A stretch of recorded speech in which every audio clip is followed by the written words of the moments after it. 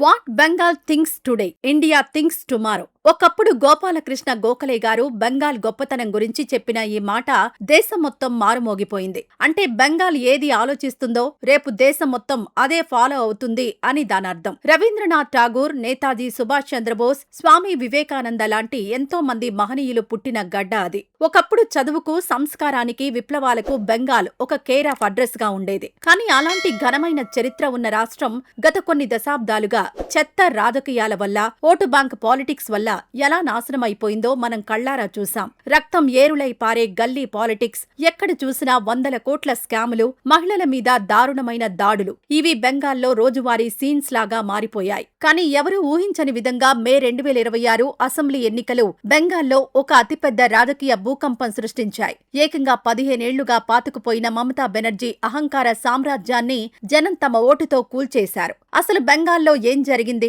దారుణంగా ఓడిపోయినా సరే నేను సీఎం కుర్చీ దిగను అని మమతా బెనర్జీ ఎందుకు మొండికేస్తోంది? ఆర్జికర్ ఆస్పత్రి ఘటనలో చనిపోయిన డాక్టర్ తల్లి ఏకంగా ఎమ్మెల్యేగా ఎలా గెలిచింది? ఈ షాకింగ్ విషయాలన్నీ ఇప్పుడు లోతుగా తెలుసుకుందాం. బెంగాల్కు పట్టిన అతిపెద్ద దరిద్రం ఏంటంటే కేవలం ఓట్ల కోసం, పవర్ కోసం పక్క దేశాల నుంచి వచ్చే వాళ్లకు రెడ్ కార్పెట్ వేయడం. బంగ్లాదేశ్ నుంచి లక్షలాది మంది ఇల్లీగల్ గా బోర్డర్ దాటి బెంగాల్లోకి వచ్చేస్తే ఇక్కడి రాజకీయ నాయకులు వాళ్లకు అడ్డదారిలో దొంగ ఆధార్ కార్డులు, రేషన్ కార్డులు, ఓటర్ ఐడీలు ఇచ్చి వాళ్ల సొంత ఓటు బ్యాంకులాగా మార్చుకున్నారు. దీనివల్ల బెంగాల్లో జనాభా లెక్కలు పూర్తిగా మారిపోయాయి.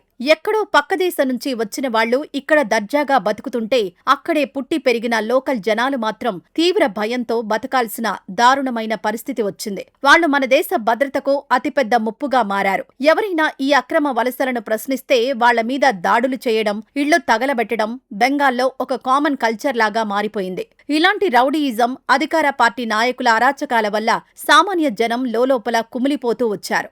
ఎవరికి చెప్పుకోవాలో తెలియక, ఎదిరిస్తే ఎక్కడ చంపేస్తారో అన్న భయంతో ఇన్నాళ్లు మౌనంగా భరించారు. కానీ ఈ అరాచకాలు ఏ రేంజ్కి వెళ్లాయి అనడానికి ఆర్జికర్ మెడికల్ కాలేజీలో జరిగిన ఆ దారుణమైన అత్యాచారం, హత్య ఒక సజీవ సాక్ష్యం. డ్యూటీలో ఉన్న ఒక డాక్టర్ను ఎంత దారుణంగా చంపేశారో, ఆ తర్వాత ఆ కేసును తప్పుదోవ పట్టించడానికి, ఆధారాలు నాశనం చేయడానికి సిస్టమ్ మొత్తం ఎలా ట్రై చేసిందో దేశం మొత్తం కళ్లారా చూసింది. ఆ రోజు ఆ డాక్టర్ తల్లి పెట్టిన కన్నీళ్లు బెంగాల్ ప్రజల గుండెలను రగిల్చాయి. ఆ తల్లే ఈ 2026 ఎన్నికల్లో బీజేపీ తరపున పానీహతి నియోజకవర్గం నుంచి బరిలోకి దిగింది. తన బిడ్డకు న్యాయం జరిగే వరకు జుట్టు దువ్వుకోను అని శపథం చేసిన ఆ తల్లిని చూసి జనం కదిలిపోయారు. 15 ఏళ్లుగా అక్కడ గెలుస్తున్న టీఎంసీ నాయకుడు నిర్మల్ ఘోష్ కొడుకు తీర్థంకర్ ఘోష్ ను ఏకంగా 28,000 భారీ మెజారిటీతో మట్టి కరిపించి ఆమె ఎమ్మెల్యేగా అసెంబ్లీ మెట్లెక్కుతోంది. ఒక సామాన్య తల్లి తన కూతురిని పొట్టనబెట్టుకున్న వ్యవస్థ మీద చేసిన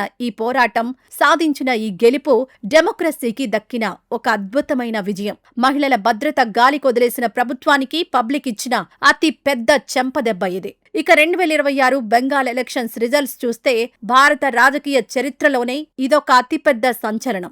ఎవరూ కలలో కూడా ఊహించని విధంగా 294 సీట్లున్న బెంగాల్ అసెంబ్లీలో బీజేపీ ఏకంగా 207 సీట్లు గెలుచుకుని పవర్లోకొచ్చింది. 15 ఏళ్లుగా రాష్ట్రాన్ని ఏకఛత్రాధిపత్యంగా ఏలిన టీఎంసీ కేవలం 80 సీట్లకు పడిపోయింది.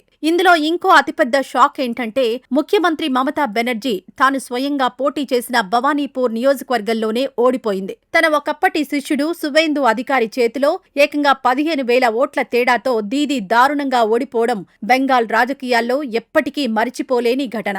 ఓటర్లను భయపెట్టి బూతులు క్యాప్చర్ చేసి గెలవాలి అనుకున్న నాయకులకు జనం సైలెంట్ గా ఈవీఎంల ద్వారా ఇచ్చిన దెబ్బకు మైండ్ బ్లాక్ అయిపోయింది. ముస్లిం ఓటు బ్యాంక్ మొత్తం తనకే పడుతుంది అని మమత నమ్ముకున్న ఆ ఓవర్ కాన్ఫిడెన్స్ కూడా ఈసారి పనిచేయలేదు. చాలా చోట్ల మైనారిటీ ఓట్లు కూడా ఇతర పార్టీలకు విడిపోవడంతో అధికార పార్టీ కోటలు పేక మేడల్లా కూలిపోయాయి. కానీ ఇక్కడే ఒక విచిత్రమైన డ్రామా నడుస్తోంది. ఇంత దారుణంగా జనం చీకొట్టినా, సొంత నియోజకవర్గంలో ఓడిపోయినా సరే నేను ముఖ్యమంత్రి కుర్చీ నుంచి దిగే ప్రసక్తే లేదు అని మమతా బెనర్జీ అంటోంది. రిజల్ట్స్ వచ్చిన తర్వాత ఆమె ప్రెస్ మీట్ పెట్టి ఎలక్షన్ కమిషన్ కావాలనే కుట్ర చేసిందని, ఇది జనాల తీర్పు కాదని, నైతికంగా తానే గెలిచానని వాదిస్తోంది. రాజ్యాంగం ప్రకారం ఎన్నికల్లో ఓడిపోయిన వెంటనే రాజీనామా చేయాలి. కానీ ఆమె మాత్రం ఆ పవర్ వదులుకోవడానికి ఇష్టపడ్డం లేదు. నేను ఓడిపోలేదు, రిజైన్ చేసేది లేదు అని మొండికేస్తోంది. కానీ పబ్లిక్ మాత్రం ఆమె మాటలను ఏమాత్రం లెక్క చేయడం లేదు. ఒకప్పుడు మమతా బెనర్జీ పేరు చెబితేనే గజగజ వణికిపోయే జనం ఇప్పుడు నేరుగా